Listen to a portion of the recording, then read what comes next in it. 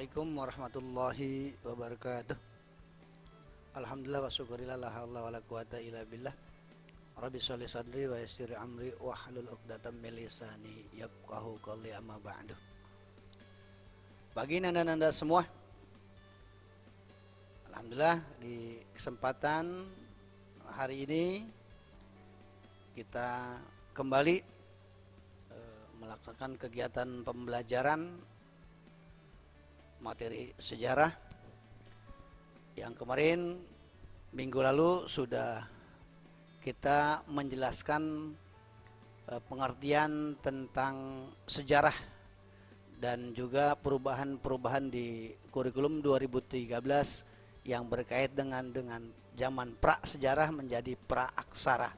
Jadi diingat selalu bahwa kata pra sejarah itu sudah diganti atau direvisi dengan kata zaman pra-aksara. Sedianya memang sejarah itu sudah ada pada masa lampau. Jadi manusia itu yang menjadi saksi sejarah. Dan kata pra-sejarah itu sudah tidak lagi akurat. Dan yang diganti yaitu zaman pra-aksara, zaman sebelum ada tulisan. Next, kita lanjut tentang teori asal-usul persebaran nenek moyang bangsa Indonesia. Indonesia memiliki sejarah panjang mengenai peradabannya. Teori asal-usul persebaran nenek moyang bangsa Indonesia adalah hal yang penting untuk dipelajari. Terdapat beberapa kepingan sejarah serta teori mengenai asal-usul persebaran nenek moyang bangsa Indonesia. Apa saja yang harus kita perhatikan? Simaklah pembahasannya pada video berikut ini. Oke, next.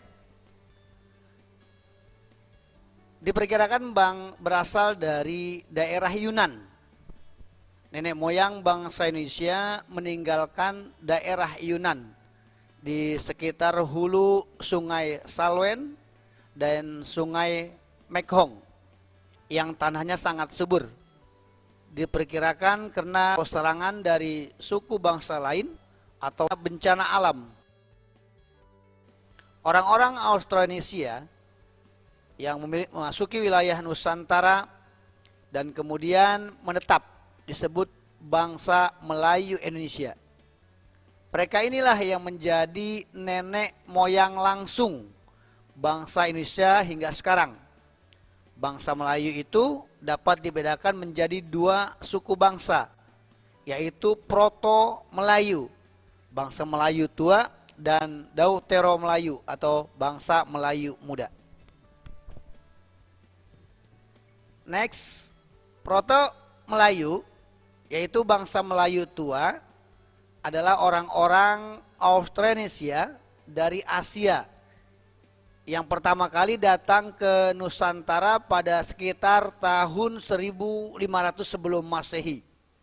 Bangsa Melayu tua memasuki wilayah Nusantara melalui dua jalur, yaitu jalur barat melalui Malaysia ke Sumatera dan jalur timur lewat Filipina ke Sulawesi.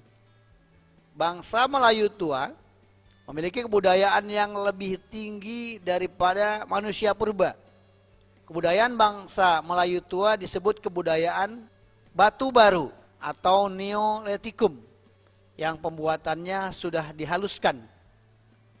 Menurut penelitian dari Van Hecket di Kalumpang, daerah Sulawesi Utara, telah terjadi perpaduan antara tradisi kapak persegi dan kapak lonjong yang dibawa oleh orang-orang Austronesia yang datang dari arah utara atau melalui Filipina dan Sulawesi.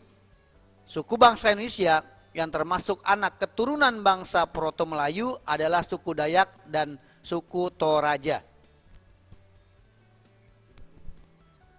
Selanjutnya yaitu Deutero-Melayu. Pada sekitar kurun waktu tahun 400 sampai dengan 300 sebelum Masehi, ada gelombang kedua nenek moyang bangsa Indonesia datang ke Nusantara.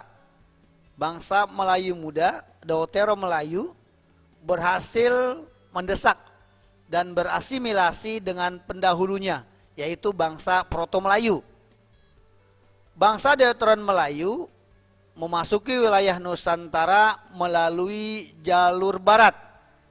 Mereka menempuh rute dari Yunan atau Teluk Tonkin, Vietnam, Semenanjung Malaysia, dan akhirnya sampai di Nusantara. Bangsa Deutero Melayu memiliki kebudayaan yang lebih maju dibandingkan bangsa Proto Melayu, karena mereka sudah bisa membuat barang-barang dari perunggu dan besi, seperti kapak corong, kapak serpatu, dan nekara. Selain kebudayaan logam, bangsa Deutero Melayu juga mengembangkan kebudayaan megalitikum seperti menhir atau tugu batu, dolmen, meja batu, sarkofagus, yaitu semacam keranda mayat, lalu kubur batu, dan punden berundak. Suku bangsa Indonesia yang termasuk keturunan bangsa Melayu muda adalah suku Jawa, Melayu, dan suku Bugis.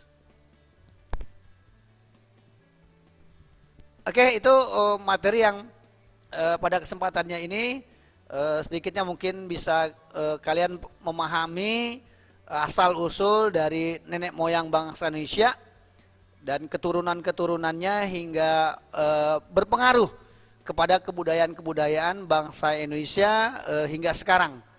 Dan keberagaman bangsa Indonesia itu juga berpengaruh dari masuk dan berkembangnya budaya-budaya yang datang ke Nusantara.